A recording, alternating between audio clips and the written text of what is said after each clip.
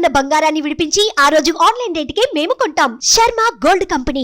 నమస్కారం, welcome to Suman TV. నేను గీతాంజలి. ప్రస్తుతం మనతో పాటు ప్రవచన వాచస్పతి, ప్రముఖ ఆధ్యాత్మికవేత్త టీకేవి రాఘవన్ గారు ఉన్నారు. వారితో మాట్లాడదాం. నమస్కారం గురుగారు. నమస్కారం తల్లి. సొంత ఇల్లు ఎంతమంది కలో ఇది. ఎంత కష్టపడినా ఏం చేసినా ఒక ఇల్లు మన సొంతం అయితే చాలా అనుకుంటారు చాలామంది. ఇప్పటి యంగ్ జనరేషన్ అయితే ఫస్ట్ ఇల్లు ఒకటి సెటిల్ చేసేసుకుని మిగతా అన్నీ చూద్దామనే ఆలోచనలో ఉన్నారు. కానీ అలా కుదరని వాళ్ళు చాలా మందిని చూస్తాం. ఒక సొంత ఇంటి కళ నెరవేరాలి అని అంటే ఏం చెయ్యాలి అనేది ఒక ప్రశ్న. వీటికి సంబంధించి ఏమైనా పూజలు ఉంటాయా, ఏమైనా పరిహారం చేయాలా, ఏ విధంగా చేయాలి? మీరు పాపం నన్ను ఎక్కడికో పైకి తీసుకెళ్ళారు. ఇక్కడ దేవతలు ఉంటారు, అక్కడ తీసుకెళ్ళిపోయారు. అవునా? ఒకసారి దేవతలు గొడవ పెట్టుకున్నారట. బ్రహ్మదేవుడి దగ్గరికి వెళ్ళారట, మొహల్లా పెట్టుకుని. వేదంలో కథ ఇది. ఏమిటయ్యా అంటే, ఏం లేదండి, ఆ మనిషి అన్నవాడు 100 సంవత్సరాలు కూడా బతకడు. వాడికి ఇల్లు ఉంది, 2 తాటాకులు వేసిన ఇల్లు అంటాడు వాడు. మా బతుకులు బస్ స్టాండ్లో ఉన్నాయి. ఇంగ్లీష్ పదం కాదు, మామూలుగానే అన్నాడు. మాకు ఇల్లు లేవేమిటన్నాడంట. అవసరం ఏముంది, మీకు అవసరం లేదయ్యా, బాగానే ఉన్నారు కదా. మాకు ఇల్లు కావాలండి. ఓహో అదే, అయితే ఓ పని చేయండి నాయన, వాయుదేవుడు, నువ్వు వెళ్ళి మానవులు ఉంటారు కదా, వాళ్ళ ముక్కుల్లో చేరిపోలేవు బాబు, అదే నీ ఇల్లు. అగ్నిదేవుడు పిలిచాడు, నువ్వు వెళ్ళి నాలుక మీద కూర్చో. అందుకని అనుట తినుట 2 జాగ్రత్తగా చేయాలి. నాలుక అగ్ని, దిక్పాలకులు ఉన్నారు, చెవులో కూర్చొని అన్నాడు. ఇది ఐతరేయ ఉపనిషత్తులో సరదాగా చెప్పే మంత్రం. అంటే ఇల్లు అందరికీ ఉండాలి. మనుష్యా ఇన్వా విస్తీర్ణమాచ్యంతి అని వేదమంత్రం. 2 రేకులు కట్టుకుని 2 తాటాకులు ఇల్లు అంటారు. ఉందమ్మా, దీనికోసం కూడా మార్గం ఉంది. మార్గం ఎలాగే చెప్తాను, అందరికి ఒకటే చెప్పడం కష్టం అవుతుంది. బాగా డబ్బు ఉన్న వాళ్ళు ఉన్నారు, పూజలు బాగా చేసుకోగలరు, రోజుకు 3000 4000. వాళ్ళకి చెప్పేది మామూలు వాళ్ళు చెప్తే ఎలాగమ్మా, కుదరదు. అలాగే కొందరికి పూజలు ఏమైనా ఆచారాలు ఉన్నాయి, వాళ్ళకు. అంచేత ఈ 3 రకాలు, ఆచారవంతులు, ధనవంతులు, పెద్దగా ఆచారం తెలియని వాళ్ళు, ధనం లేని వాళ్ళు, మామూలు వాళ్ళు. ఆఖరికి ఇల్లు కట్టే మేస్త్రీలు ఉంటారు కదా, వాళ్ళకి ఇల్లు ఉండదే. అందరికీ ఇల్లు కట్టి పెడుతున్నారు, వాళ్ళకు ఉండదే. మరి వాళ్ళకు వద్దా? అందుకని ఈ 3 మార్గాలకి కూడా ఓ సూచన చేస్తాను. మొదటిది ఏమిటి అంటే, మీ ఆర్థిక స్థితి బాగుండి బాగా మేము చేయగలం, పూజలు మేము చేయలేకపోయినా పూజలు చేయించుకోగలం అన్న వాళ్ళకి ఓ పద్ధతి ఏమిటంటే, శ్రీమద్ రామాయణంలో పద్మశాల నిర్మాణం ఉంది. ఇది అరణ్యకాండలో 13వ సర్గది దొరుకుతుంది. పర్ణశాల నిర్మాణం. శ్లోకాలు ఎక్కువ ఉండవమ్మా, 35 శ్లోకాలు. చక్కగా రోజు 3 సార్లు చదవాలి. రామాష్టోత్రం చదువుకోవాలి, లక్ష్మీ అష్టోత్రం చదువుకోవాలి. ఒక ఇటుక, కొత్త ఇటుక పట్టండి, కొత్త ఇటుక పూజ చేయండి రోజు కూడా, పసుపు కుంక వేసి. రేపు ఇల్లు కట్టుకునేటప్పుడు ఈ ఇటుక దానికి ఉపయోగించండి. దేవుడి మందిరంలో పెట్టుకుని నేతి దీపాన్ని వెలిగించండి. నైవేద్యం హడావిడేం పడకండి అమ్మా, చక్కగా దానిమ్మ పండు పెట్టండి అమ్మా. మన కోరికలన్నీ దానిమ్మ పండులో గింజలు లాంటివి. ఓ పొర తీయగానే గింజలు పోతాయి, పోయాయనుకుంటాం. 2వ పొర మళ్ళీ గింజలు వస్తాయి, మళ్ళీ తీయగానే మళ్ళీ పొర, మళ్ళీ మన కోరికలన్నీ అదే బాపదు. చేత దానిమ్మ పండు అక్కడ. మీరు వీలైతే రామ పట్టాభిషేకం, రామ దర్బార్ ఆ ఫోటో పెట్టుకోండి, చెయ్యండి. ఇది 45 రోజుల నుంచి 90 రోజుల, 120 రోజుల. అనగానే మళ్ళీ మన వాళ్ళు అడిగే ప్రశ్న అడగకుండా అని చెప్పేసి, మాకు ఇబ్బంది వస్తేనండి, ఊరెడితేనండి, అది ఏమీ పర్వాలేదు. మొత్తం మీద 45 రోజులు జరగాలి, 90 రోజులు కావాలి, 120 రోజులు కావాలి.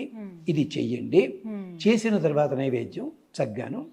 అలాగే మీకు వీలైతే స్వాతి నక్షత్రం రోజుని నరసింహస్వామి దేవాలయం దగ్గరుంటే అక్కడికి వెళ్ళి దర్శనం చేసుకునండి. ఇది ఒక పద్ధతి, సర్వసాధారణమైన పద్ధతి. దీనికంటే కొంచెం పై స్థాయిది ఉంది. భాగవతంలో ద్వారకానగర నిర్మాణం అని 2 అధ్యాయాలు కొంచెం టఫ్గా ఉంటాయి ఇవి. అది చేసుకోవచ్చమ్మా, అదొకసారి చదవాలి రోజుకి. అదేమిటి, పాలు వెన్న నివేదన చేయాలి. కృష్ణుని విగ్రహం పెట్టుకోవచ్చు అక్కడ, రాధాకృష్ణుడు కానీ రుక్మిణి కృష్ణ అని. ఇది కానీ అది కొంచెం టఫ్గా ఉంటుంది. భాగవతంలో శ్లోకాలు కొంచెం టఫ్గా ఉంటాయి. ఉంటాయి. ఎక్కడిది రుక్మిణీ కళ్యాణం కంటే ముందు వస్తుంది అది. జరాసంధుడితో గొడవ అయిపోయిన తర్వాత ద్వారకా నగర నిర్మాణం ఉంటుంది. దాంట్లో జోగి చెప్తే మీరు సంతోషిస్తారు. సముద్రంలో ద్వారకా నగరం కట్టాలి అన్నట్టు గరుత్మంతుడితోటి వెళ్ళి వచ్చేసి, అయ్యా ఓ 50 ఎకరాలు ఎక్స్ట్రా తీసుకున్నానండి అన్నట్ట లీజుకి. అదేమిటన్నాడు, ద్వారకా నగరం మధురా నగరం సరిపోతుంది, పెరుగుతుంది కదా, పెరిగితే అక్కడ కొత్త బిల్డింగ్లు ఎక్కడ కడతాం అంటే కొంచెం చోట ఎక్స్ట్రా తోటి తీసుకొచ్చా అన్నట్ట. ఇంగ్లీష్ పదం కాదు, తెలుగులోనే అన్నాడు, ఆ సంస్కృతంలోనే. సంబరపడ్డాడు. అక్కడికి వెళ్ళి ఆవుల శాలు కూడా కట్టాడు ఆయన. అదిగో ద్వారక ఆలమందలవిగో చూడండి, అక్కడ తినడానికే దీని అంటే అది విశేషం అనమాట. అంతేకాదు అక్కడ పారిజాత వృక్షం తెచ్చుకున్నాడు, అది విశేషం. అలాగే ఇక మూడోది ఏమిటి, ఇంకొంచెం కష్టమైంది. మహాభారతంలో ఇంద్రప్రస్థ నిర్మాణం అని వస్తుంది ఆదిపర్వంలోని. అది కూడా కొంచెం కష్టం. అంచేత డబ్బున్న వాళ్ళు, అధికారం ఉన్న వాళ్ళు అయితే పురోహితులను పెట్టుకుని వీటి పారాయణ చేసుకుని, అందరికంటే సుఖమైనది ఏమిటి, ఇగో ఇది కిటిక పెట్టుకుని రామాయణంలోది. లేదండి అంత చేయలేమండి మేము. మంచిది, ఆదివరాహస్వామి చిత్రపటం పెట్టుకోండి. ఓం నమో భగవతే భూవరాహాయ. మంత్రం చాలా సులభం. ఓం నమో భగవతే భూవరాహాయ.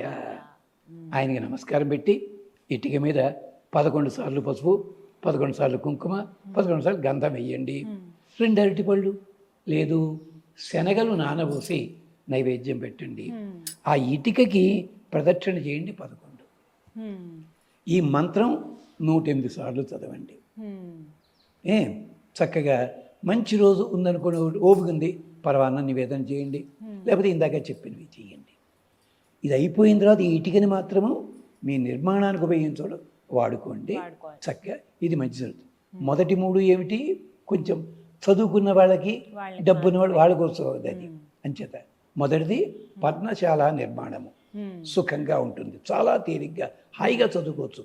రామాయణం శ్లోకాలన్నీ కూడా తల్లి బిడ్డకి ముద్దుగా తినిపిస్తుంది, ముద్ద కూడా ఇలాంటి అలాంటి గోరు ముద్దలు అలాంటి శ్లోకాలు. మళ్ళీ రామాయణం అది భారతం భాగవతం అనుకోండి, కొంచెం పటాణిలా ఉంటాయి, టకటకటకలాడుతుంటాయి. అది చూసుకోండి. ఇది సంగతి. ఈ పని చేయండి. లేదు అది కూడా చేత కాదు, అది కూడా చేత కాదనుకుంటే చిన్న అరచేతి పళ్ళెం, రాగి పళ్ళెం తీసుకోండి, నూనె వేయండి, 5 ఎర్ర ఒత్తులు అంటే తెల్ల ఒత్తుల్ని కుంకంతో మెదిపి 5 డైరెక్షన్స్లో వేసి వెలిగించుకుని మీ ఇష్టదైవం ఏదైనా సరే, ఆఖరికి పోలేరమ్మ, కంకాళమ్మ అలా పెట్టుకున్నా సరే పెట్టుకుని చిన్న బెల్లం ముక్క నివేదన పెట్టి ఆ పళ్ళెం మాత్రం యువతలకి పెట్టుకోండి, మండిపోతాయి చివరికి వచ్చేసేవాళ్ళు. దానికి 11 ప్రదక్షిణ చేసి, అమ్మ మాకు ఇల్లు ఏర్పాటు చేసి పెట్టు. ఇది ఎవరికి వేల ముద్రలు ఉంటాయి కదా, వాళ్ళు అలాంటి వాళ్ళు చేసుకోవచ్చు. ఖచ్చితంగా పని లభిస్తుంది. కనిష్టముగా 45 రోజులు, గరిష్టంగా 120 రోజులు. చాలేదనుకోండి, ఏదో కొంచెం ఇబ్బందులు వచ్చి ఉంటాయి అంచేత కొనసాగించండి. అది ఖచ్చితంగా ఏడాది లోపల ఇల్లు కట్టుకుని తీరుతారు. ఈ రాగి పళ్ళెం ఎక్కడ వదిలేయక్కర్లే, ఇంట్లో వాడుకోవచ్చు తర్వాత మళ్ళీ బాగుంది. అది విశేషం. అంచేత ఒకటేమిటో రామాయణ భారత భాగవతాల్లోది, రెండోది ఇది చేయడం, మూడోది వీటన్నిటికీ కూడా పొర్లుడు దండాలు, గుళ్ళోకి వెళ్ళి ఇక్కడ మొక్కులు ఏమీ అక్కర్లేదు, మొక్కులు చూసుకోండి. ఇది సులభంగా. ఇది నారద పురాణంలో చెప్పిన రహస్యాలు ఇవి. ఇలాంటి రహస్యాలు స్కాంద, పద్మ, శివ, నారద పురాణాలు, విష్ణు ధర్మోత్తరంలో కూడా ఉన్నాయి. ఎందుకో పాపం వాటిని ప్రాచుర్యంలోకి తీసుకురావటం లేదు పెద్దలు. చక్కగా చెప్పారండి. సొంత ఇంటి కళ నెరవేరాలంటే ఈ విధంగా చేసుకోవాలి. నమస్కారం గురుగారు. నమస్కారం.